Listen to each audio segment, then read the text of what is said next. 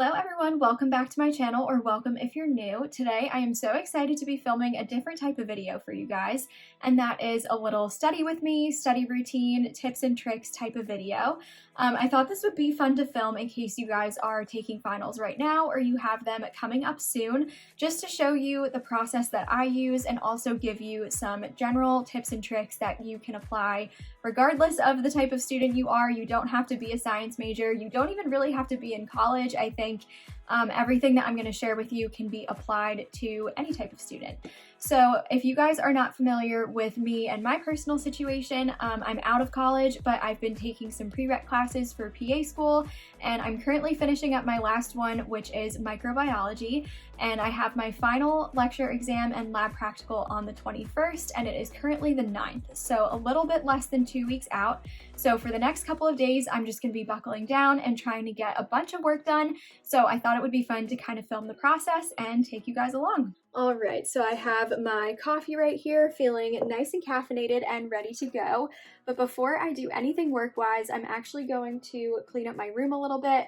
I have some clean laundry that I need to fold and put away that just got away from me this week. So I just want to make sure that everything is where it needs to be and not all over my floor, which actually very nicely transitions into one of my main study tips. I didn't plan it this way, but it just so happens to work out. And that is, you guessed it, to clean your space. So if you're working in an area that's full of papers and clutter and just things all around, it's so easy to get distracted by all the things around you, where if your space is cleaner and more organized, it's so much easier to focus on the task at hand. So I'm going to take care of that and check in with you guys after.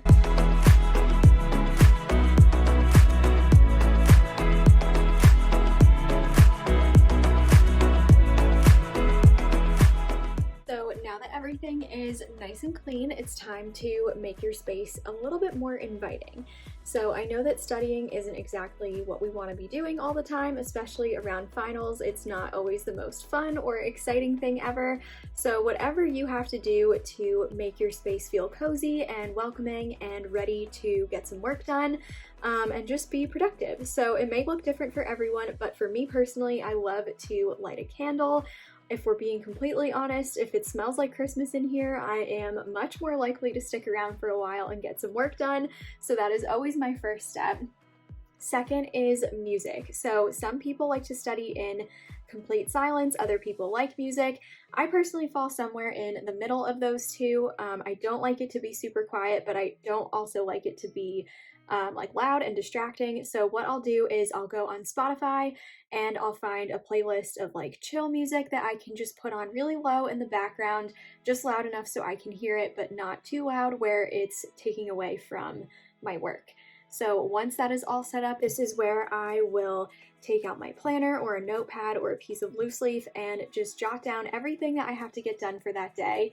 You can color code by class if you're studying for multiple classes, and you can just kind of break down your work into manageable chunks so that you don't get overwhelmed, and you can see on paper everything that has to get done for that specific day leading up to your exam. I am all done with class now, so I figured I would share a little bit about what I do during the actual class to set me up to study efficiently later on.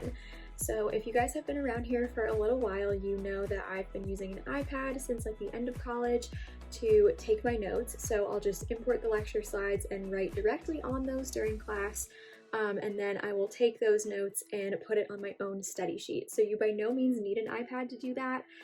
Like I said, I didn't really start using one until the end of college. So for the first like 2.5 years or so, I would like print out the lecture slides and annotate them that way. It's the same exact process.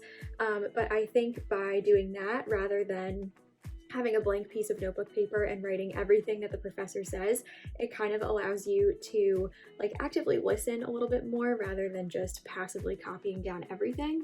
I didn't do that for every class, but classes like this, like chemistry, bio, things like that, I found this method works really, really well for. So either a few hours after the class or the next day, something like that. I try not to go too long before looking at the information again. That was something that my neuroscience professors always stressed to us, but I will go back through those PowerPoints and make my little note sheet. So this is where I'll add pictures or organize the information in a way that I feel makes the most amount of sense to me, and that kind of serves as a little first line of studying. So I'm not just verbatim copying off the PowerPoint slides, I'm kind of taking the information and modifying it and applying it in a way that I can understand. So one of my favorite ways to organize this information is by making charts. So I don't know if I've mentioned this before, but it's one of my favorite study methods, especially for classes like anatomy or micro, where you come across a lot of information that you just have to memorize. So the note sheets, like I said before, are great for just getting the basics down, the conceptual information, but again, I'm not copying verbatim from the PowerPoint slides there, so there might be some pieces of information that I think are easier to study in chart form. So for example, when we learned about the different types of antibiotics, I made charts for that, and this pretty much just goes through the name of the drug, different examples, what the target is, effects, and the diseases that they treat. So that's a lot of information that's easier to study all on one chart rather than like a huge list of bullet points that you have to remember. I find that it's much more manageable when you have a ton of information like that, just to see it all in one place. It's much more cohesive and definitely decreases your stress. It may seem like a lot of steps, but by the time we get to the exam, my professor is kind enough to give us a little review sheet beforehand, just kind of generally outlining the topics that will be covered and the key points from those chapters, so I can cross-reference that with my notes and my charts, and I review that until I feel prepared for the exam. So it's really just about reviewing your notes consistently and finding ways to organize that information that helps you learn best. So now that you have a little bit of a general outline of how I like to study, I know that was very science specific, so I want to come back to more of my general study tips, and one of them is to change your location.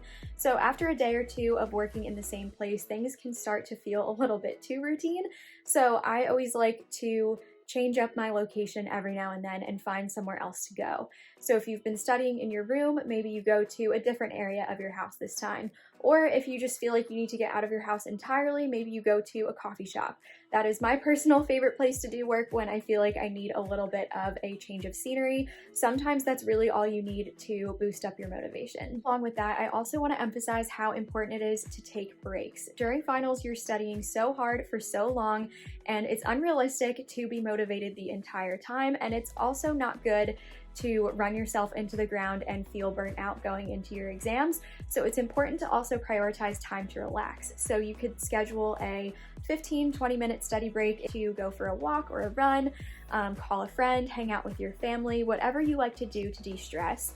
I also like to schedule time at the end of my day to do something that I'm looking forward to. So it could be watching a movie or a show, grabbing dinner with a friend, something like that, just to kind of break up your day a little bit really does make a big difference.